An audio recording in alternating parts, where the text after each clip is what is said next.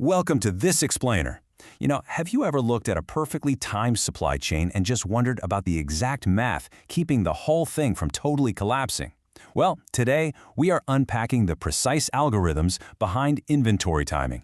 We're going to decode distribution requirement planning, or as it's commonly known, DRP. Let's get into it. So, first things first, what exactly is distribution requirement planning? Simply put, it's a systematic process used to determine the quantity and timing of inventory requirements across a distribution network. Think of it as the core algorithm that mitigates massive, costly stockouts on one end of your business and really wasteful overstock on the other. It is, quite literally, the heartbeat of modern logistics. Here is our roadmap for today. First, we'll map out the distribution network. Then, we'll look at calculating regional needs, move on to the demand roll-up, discuss central warehouse planning, and finally tie it all together with a real-world processed milk example. All right, let's jump right into Section 1, the distribution network, mapping the chain. Okay, let's dive into this. What you're seeing here is what we call the mirror to DRP. It's a hierarchical distribution network. Right at the very top sits the plant. That's the actual origin point of our manufactured products. Below that, we've got the central warehouse, which acts as this massive centralized hub for holding inventory. That hub then feeds down into multiple regional warehouses. In this case, regional warehouses 1, 2, and 3. And finally, those regional spots feed the actual retail stores, retailers A through I. DRP acts as the nervous system, sending vital data up and down this exact physical spine, ensuring that a purchase down at retailer A communicates seamlessly all the way back up to the plant. Moving right along to Section 2, calculating regional warehouse needs, the local level. Look at how the math literally tells a story here for regional warehouse 1. We've got 3 crucial variables dictating our actions. Q equals 50, which is our lot size, meaning, hey, when we order, we absolutely must order in fixed batches of 50. SS is 15. That's our safety stock, meaning we never, ever want our on-hand inventory to dip below 15 units. And LT equals 1, our lead time, which simply means it takes exactly 1 period for an order to arrive once we place it. Now trace the timeline with me. In period 1, we're stable. But as we forecast our period usage across periods 2, 3, and 4, our inventory rapidly drains. The very moment our projected inventory in period 4 threatens to drop below that critical safety stock line of 15, the system automatically triggers a planned order. And because our lead time is 1, that planned order receipt, or POR, has to be placed exactly 1 period in advance, in period 3. It's this beautifully precise survival algorithm that calculates exactly when to pull the trigger. And honestly, this right here illustrates just how scalable the system is. We have regional warehouses 2 and 3 running side by side. Notice that Warehouse 2 has a lot size of 30, and Warehouse 3 has a lot size of 20. Their local consumer demands are completely different, but, and this is key, they are applying the exact same mathematical logic.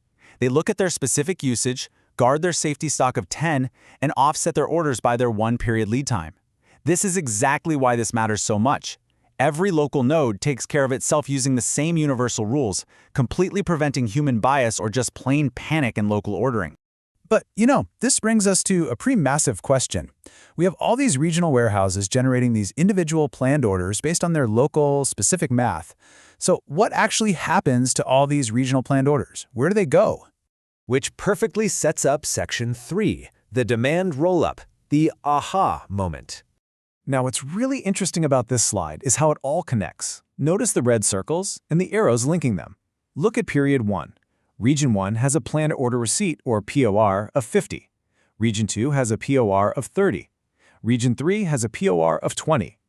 Now follow the arrows straight up to the central warehouse's period usage. 50 plus 30 plus 20 perfectly equals 100.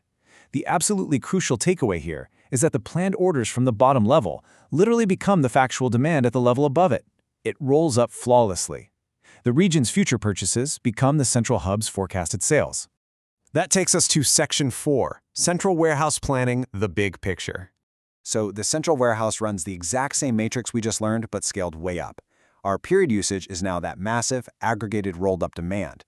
And because we're at the central hub, our variables change a bit. Our lot size, Q, is a massive 200 units. Our safety stock is 0. But look closely at our lead time. LT is now 2. That means when the central hub realizes it needs more inventory to satisfy those regional orders, its planned order receipt has to be placed 2 full columns or periods to the left. The math is completely identical, only the scale and the timing stretch out, requiring the hub to look much further into the future to satisfy the entire network. Finally, let's bring it all down to earth in Section 5, the processed milk example, real-world complexity. Okay, imagine these aren't just abstract numbers on a screen. This is physical, actual milk moving through our distribution network. Let's look at the nested replenishment lead times. It takes 1 day for milk to get to the regional distribution center. It takes 2 days to get to the central DC. And for the central DC to get raw milk from the actual farm, that's an additional 3 days. Because, as it turns out, cows do not care about your spreadsheets. When you map this out, you realize that the demand signal we generate at the retail shelf today has to account for physical travel time that stretches days into the past. And the manufacturing logic itself adds a whole other layer of complexity. To get 1 unit of final processed milk, the plant has choices. They can process 0.5 units of powdered milk, which has a 1-day lead time. Or they can choose to process 1 full unit of raw milk, which also has a 1-day lead time. So the DRP system has to account for not just moving boxes around a map, but the actual recipes and processing times required to transform those raw materials into finished goods. Oh wait, look at this number right here, 2. If the plant chooses the powdered milk route, we have to remember that 1 unit of powdered milk requires processing 2 units of raw milk. So a single retail request for processed milk cascades up the chain, transforms into a powdered milk requirement, and heavily multiplies the requirements all the way back at the raw material farm level. Every single choice creates a ripple effect of mathematical demands. Which leaves us with this final thought. We've seen how perfectly these matrices roll up, linking the retail shelf through the regional hub, up to the central warehouse, all the way back to the raw milk farm, with specific lead times at every single step. So, given the cascading math we've just explored together, how vulnerable is your local retail shelf to just a 3-day delay at the farm? The precision of DRP is definitely its greatest strength, but it also reveals the incredible interconnectedness and maybe the fragility of our world. Definitely something to think about next time you pick up a carton of milk. Thanks so much for joining this explainer.